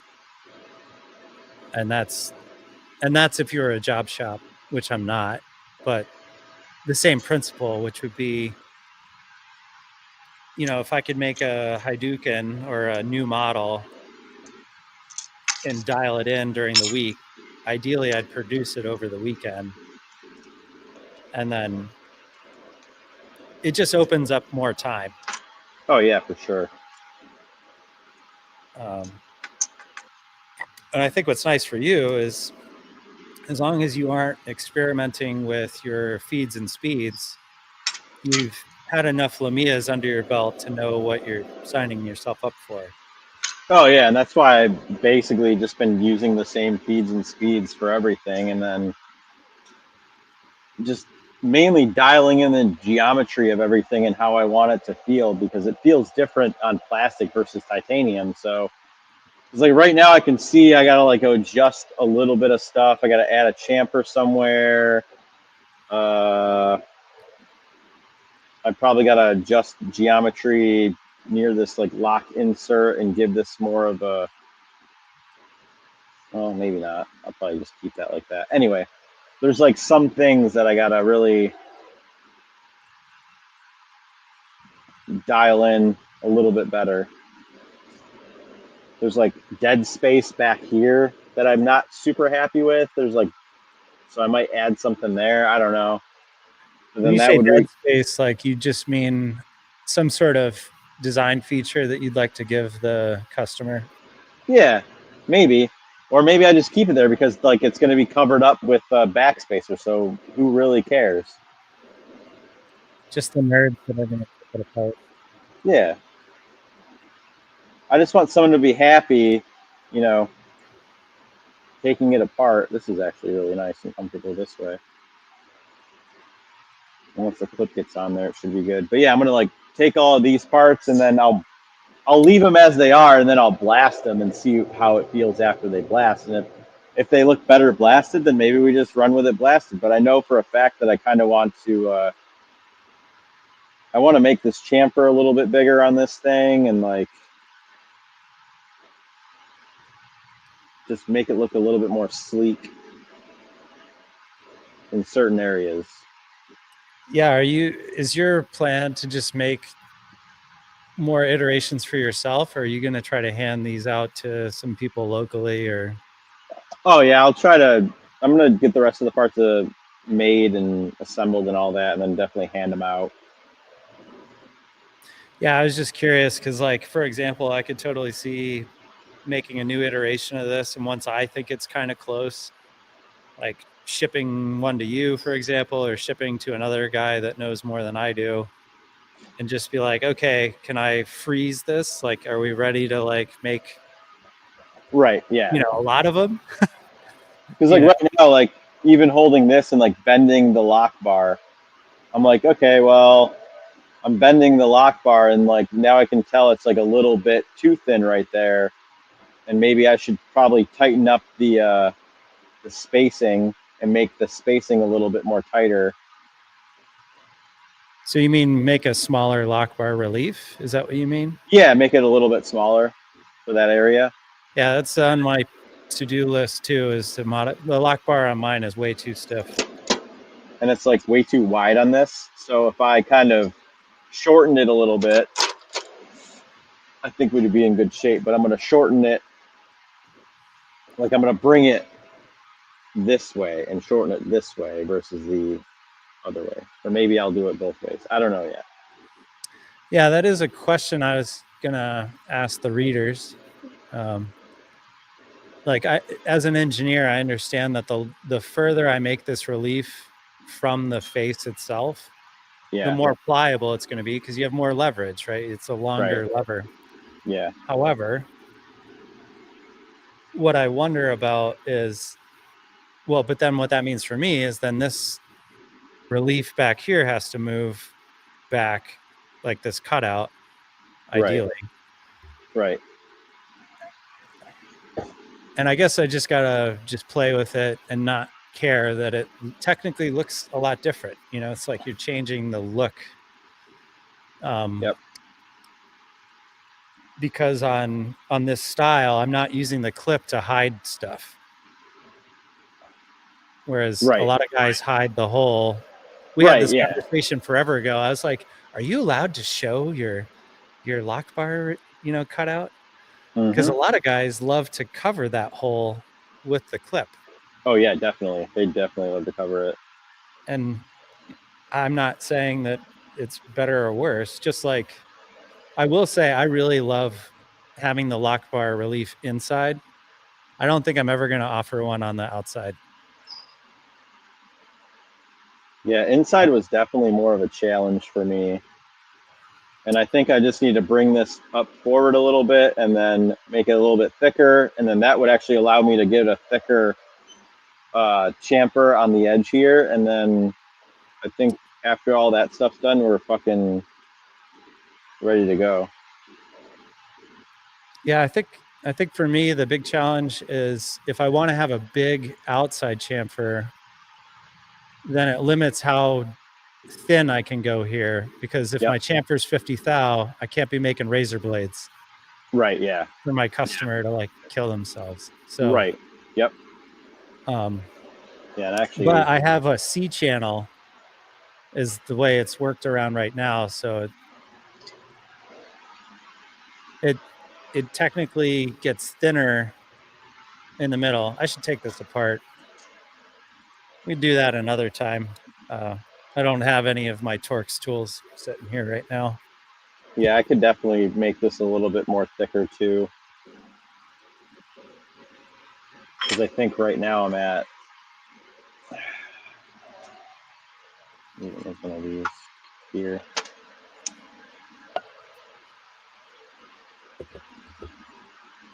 Mm-hmm. I don't know.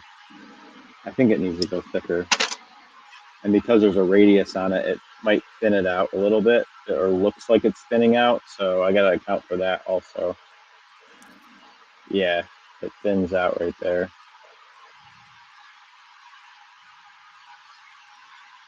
Now I saw where you window machined, or not window machine, but you threw a part in a vice for op one, Mm-hmm.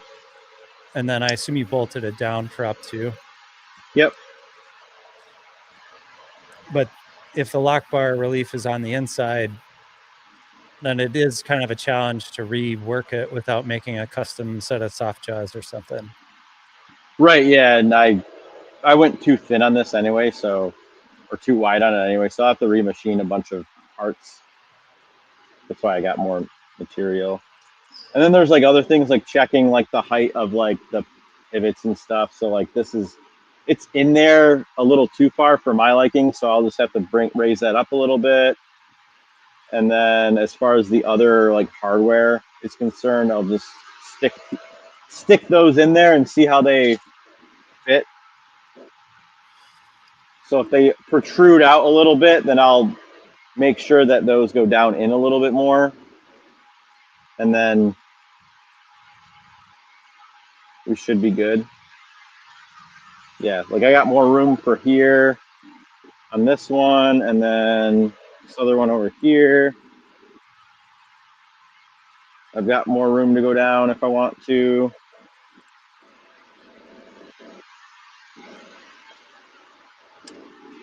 When you say room to go down, get thinner. Yeah. Okay. And then checking the backside for the clip. Got plenty of meat there, so I'm not worried about that. But yeah, it's just little things like that.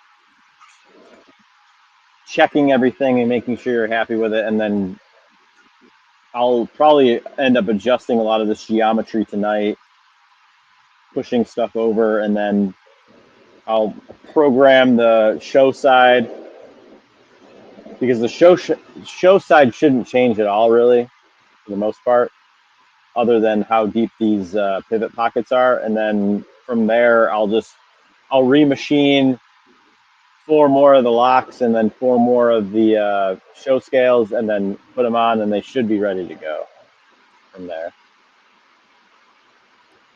Yeah. Have you thought about making your own pivots at all? Yeah, I would. Only way I'd do it is if I had a Swiss lathe. That'd be the only way I would. That'd be the only way I would do it. I wouldn't do it any other way. I've been thinking about making just the pivot screw. There's guys that do that. Like they sell blank pivot screws at like Tie Connector, and then they'll add in their like own forks or whatever. Yeah, I guess what I was looking at was like to make one side captive so that it's a clean, it's just a clean. Oh, right. Yep. Or in my case, I've been thinking about just machining the new logo in the face and have no torques, but then it's meaning when I say captive, I think the simplest is to literally shoot a 16th inch pin into the back side so that it can't spin. Yeah, like a non-spinning pivot. Yes, where it's like a modified standard part. Right. Versus, you're right. Like, I mean, I think your machine is good enough to interpolate a pretty round pivot. Yeah, it could probably do it. But you're right. It's like, well, am I in the business of making pivots? And maybe not. Yeah, I'm not in the pivot making business. If I am, then it's going to be, I'm going to justify getting a tool that does that for me. Yeah, I think the tough thing is I have zero desire to learn how to make a Swiss part. Me too, but if I only have to program it once or twice, then and let it run. True. Then I'm okay with that. Yeah, I just don't get the sense. If you're only dropping 100 some knives a month, it's like you'd run the Swiss for like 3 days and you have a year's worth of parts. Yeah, that's why I haven't gotten one yet. Also, I don't have any room to put it. But once that day comes, and when I get one, it will be cranking out my parts and then other people's parts as well. Yeah, I think we just need to get the 2 Speedios you already got running overnight, and then you don't even need to move. Well, because you got to think about it too, is like companies like Chris Reeve Knives or Hinderer, companies like that, they don't have 2 shifts. And they all have one, right? Yeah, they have 1 shift, and they all have Swiss lathes. Like, they got people running parts. Granted, I'm sure they crank out way more knives, but like, yes, I think Hinderer has a couple of Hardinge CNC lathes, and then a couple of Swiss lathes, like 2 Swiss lathes, maybe. Yeah, I think. Yeah, again, like I said, I could see making custom screws, but not the pivot barrel itself. Like, I don't want to get into that just yet. It needs to be a part that I can just buy. Yeah. Versus, and that would be actually, I don't know if it's relevant, but have you thought about just making all the components on one pallet? I thought about it and then didn't like that idea because then I'd have way more pallets than I would need. Understood. Okay. Yeah. Versus just today or this week we're going to be running scales and op 1, op 2, and then we just crank them out. And then once those are done, now we're going to do clips and backspacers because those are separate work coordinate systems and they're separate pallets. Now, are you bothering to check fixture anything, or is it just, the Speedio's a good kid and just always makes the same size stuff? The only time that I really need to chain or check stuff is when I have tool wear, which I don't have auto compensation in the machine for. Okay. So once the tool wears, I could go in and change it in Fusion, but I mean, it's cheap enough just to swap the tool out. Oh, sure. And then I just have a bin of tools that I don't use, and then those get used for prototyping. Because who cares? Yeah, I guess say I knew my scrap rate was super low. What I like about machining all the parts, all the titanium parts, I should say, on one pallet is that I don't have to keep track of how many I made as much, because it's like, oh, I made enough of this, right? I made enough backspacers, I made enough scales. So I'm not like wondering, oh, did I run enough of something? Oh yeah. That makes sense. Yeah, I just keep counts, so I know for a fact that I get 148 backspacers and 100 and 70 clips or whatever out of my sheet of titanium, and then all right, we're just gonna we'll rip all those parts out in a week. Those are done, and then I count them all, make sure I have at least 100, and then good to go. And then next month I know I need another 100 or whatever, and then you just make it. Yeah, and then you get the efficiencies of assembly where it's like you sit down and just assemble all of them basically at the very end. Yep. And you get some efficiencies with batch tumbling and batch blasting and all that. The only drawback is you wait a month or so between drops, which you've gotten to a point where it doesn't bother you. No. Whereas if you're like starving for cash, you're just kind of like, all right, I want to ship a knife every day, basically. Like as soon as I get one knife done.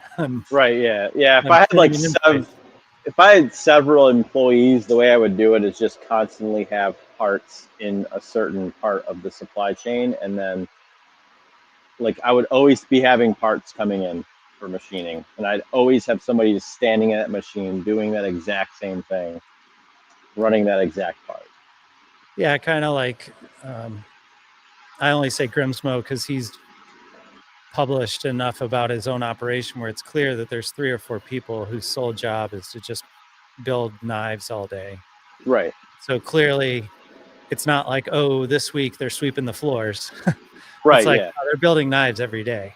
Yeah. Yeah. Literally every day there's, knives getting made, sort of thing. Yeah. So. And I'm sure that's true at Chris Reeve, and I'm sure that's true at some of these larger operations where. Right.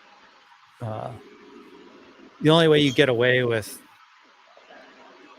doing batch building at that size is then everyone has to be cross-trained. So it's like, okay, everyone's machining this week. Right. Yeah. Right. And that's, yeah. And then when you run into like the big dogs, like, Benchmade and stuff, then it's just, they just have so much material everywhere. It's insane. Yeah. I've seen some videos from Gerber, which I know is totally different, but the automation that they have at Gerber is pretty cool. Yeah. I think Benchmade and Spyderco are similar. And then there's one for, what the fuck is it? Yeah, Leatherman. But they get a lot of shit made overseas too. So. Oh, I'm sorry. It's Leatherman that I was thinking of, not Gerber. Yeah. So Leatherman's got I think the robotic sharpening setups and. Yep. Yeah. Spyderco has something similar, and I believe Benchmade also has something similar. But they're also, when they cut out parts, they got like a stack of steel like this thick, and then they're all right. We're running fucking mini bug outs this week, and then they, 4,000 mini bug outs, and then it comes out, and then they put them in the fucking CNC, they rip around them, and they go on the surface grinder, which is this massive surface grinder, and they all lay out all the parts and then grind them all. Okay, those are ground. Then they go out for heat treat, they come back and they regrind them again. Yeah, I've been doing a little bit of mixed model on the woodworking side where overnight we're running carpenter squares, and then during the day we're running small squares, so the L shape and the triangle shape. And the reason I bring this up is our customers buy them roughly in a 2-to-1 ratio. So I'm actually not running the whole night right now on purpose because I don't want to have too many of one part. I want to have a 2-to-1 ratio leave the shop every day. Right. If that makes sense. Yep. And the reason I bring that up is It used to be that we do the batch style, like, oh, we're making 500 small carpenter squares, so we're going to make 500, and that's all we're doing this week is making 500. Whereas now what I'm trying to do is, so that's the lower volume one. So if I'm making, say, 250 of those, then I'm going to ship 250 of those and hopefully 500 of the other one. So in the end, we get 750 things out that week, versus we would have gotten the other thing done faster, right? So that 500 might have gotten done in 3 or 4 days. But Right. meanwhile, we haven't done anything on the other product. Mm-hmm. And so I'm trying to keep that discipline, because then what it means is we don't have this like huge swing where it's like, oh crap, now we're doing this. Right. Right. Not from a machining perspective, but from when we get stuff back from Anodize, there's like how we set up our laser, and there's just other pieces of it where it would be nice if we had smaller batches, because otherwise we're like flooded with stuff. Yeah. And it has to get through, because once we set up to laser the carpenter square, we don't want to touch that setup, if that makes sense, because it's dialed in. Right, yeah, and that's like the good thing about like with knives is that there's so many different components that there's so many different jobs that you could be doing all at once. Or if the machines are running and be like, all right, what's next in the thing? Well, I could, I could blast blades, or I could do this, or I could do that. So it's just like having employees, they would be busy, but then doing it yourself, you have all these options to get to the end goal versus your one product or a couple products that you have to make. They have a certain, pathway they have to go through to get done. And then everything along the way you don't want to touch because everything's kind of dialed in. Yeah. Yeah. And to be fair, this is a totally different business model where, if you delay your drop by a week, that's just you eating into your own cash reserves for a week. Right. Whereas if I don't ship something to Amazon in a certain time frame, that's only okay if I have 60 days of inventory. But if I'm down to like 30 some days of inventory, that's a big problem for me in Amazon. Right. Because it takes almost 30 days for them to ingest the stuff I send into them. Mm-hmm. Without getting too far into it, it's just when you're in our high season, I haven't staffed our company to be super comfortable in high season. Like, right. everyone's running 50 hours this week. Right. Right. And so it just makes it a little, I mean, it is stressful. I can't, in a good way, right? It's like, oh, we're really busy. That's right. great. Yeah. Like, I just want us to be busy like this all the time. Right. Yeah. Yeah. And then give the guys the option of, hey, do you always want to work 50 hours? Because if you don't, I'll go hire somebody. Right. Right. But if you want, like, I kind of like having less. So, like, last thing I'll say, because I know we're running long, is when I got hired onto Toyota, they hired me with the expectation that I was going to work 60 hours a week. Like, that was just the expectation. And the reason I was okay with that is, guess what? I got paid overtime. So I made more money the first year out of college than I ever did with the bachelor's degree. Right. I was working 80, 90 hours a week. Damn. And not having time to spend it. Like, I literally was at work. So, and the internet wasn't like this thing that I could just order. Like, I didn't have the ability to Amazon shit to my house. Right. Like, I didn't have time to spend money. Because back then you'd drive to a store to go buy things, Right. Like, well, I don't have time for that. Anyway, where I'm going with that is their philosophy was, we never fire anyone anymore. The last time they had a layoff was in the 50s, and they promised themselves that they'd rather just have more overtime and less employees, so that everyone had job security. Yeah. And so that's the way I view it in my own business, is I'd rather give my guys job security, but that means that we're kind of stressed out sometimes. Right. Yeah. Yeah. Makes sense. But that's because we're seasonal. Right. So I'm going to try to get away from that. But Oh, knives. I like to think of men's jewelry, it's like Yeah. a very specific, and don't get me wrong, like I use all my fancy knives. I'm one of those weird people. Oh, me too. Well, you and I are like, I think Yeah. we have a certain perspective because we're making them too. Right.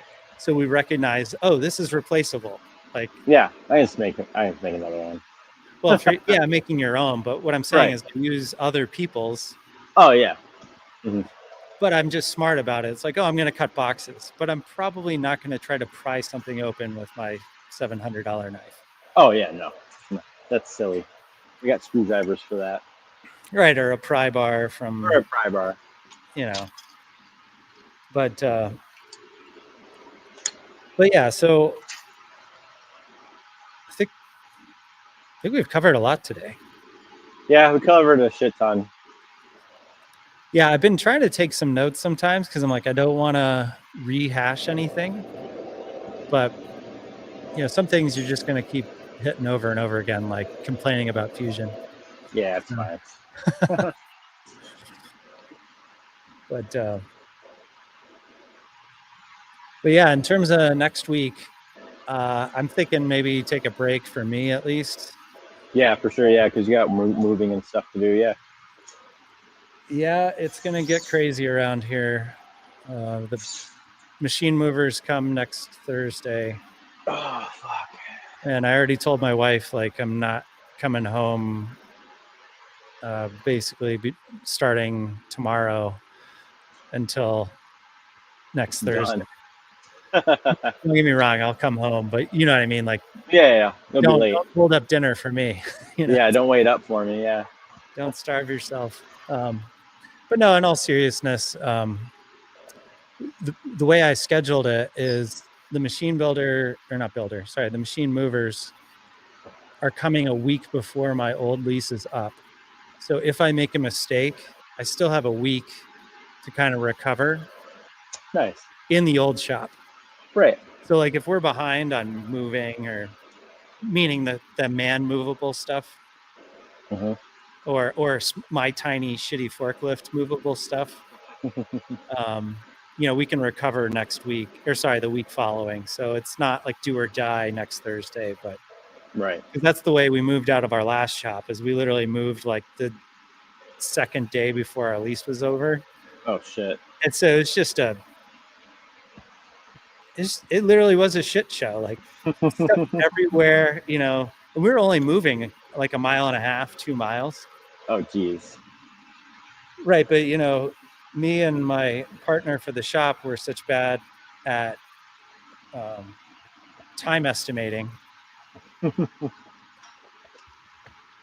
It's like we had all the steps, but we didn't really think that some of the steps would take 3 times as long. Right. Yeah. Kind of like, the actual amount of work time to get this conduit above my head done has only been like 2 or 3 hours. But there's all these gotchas where it's like, I didn't think about this. Oh yeah, there's always that. Right, and we're not professional movers. And so I think it comes the same way. And if this was our low season, I would have just shut the shop down 2 weeks ago. Oh yeah, that would have been way easier. Yeah, we'd be like waltzing in here. But luckily this space is pretty much move-in ready. Sick. And so the only, if we talk about worst case scenarios, there'll just be live wire exposed. Right.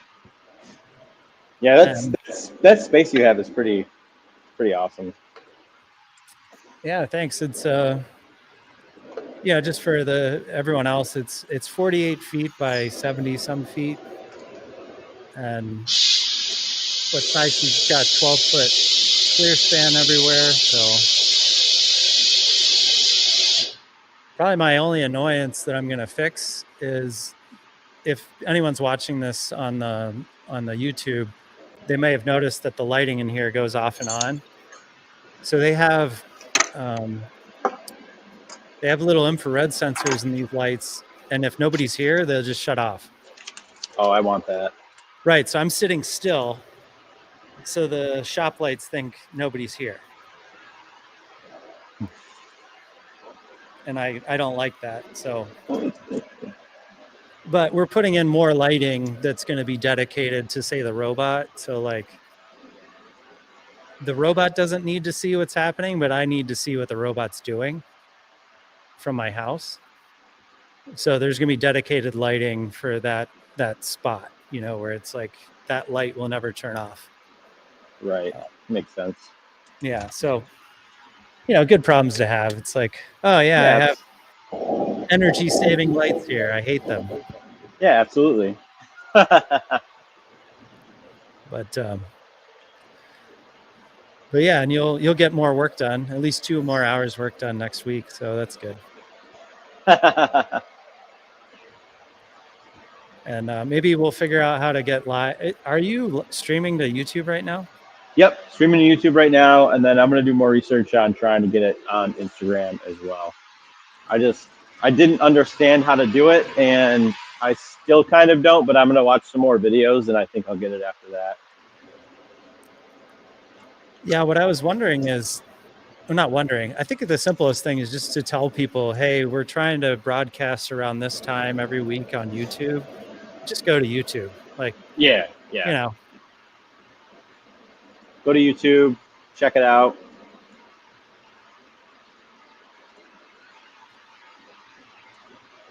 Well, once we figure out that presentation thing for Fusion, I think that could be helpful for some people, including myself. Like, unless you have the physical model, like it gets.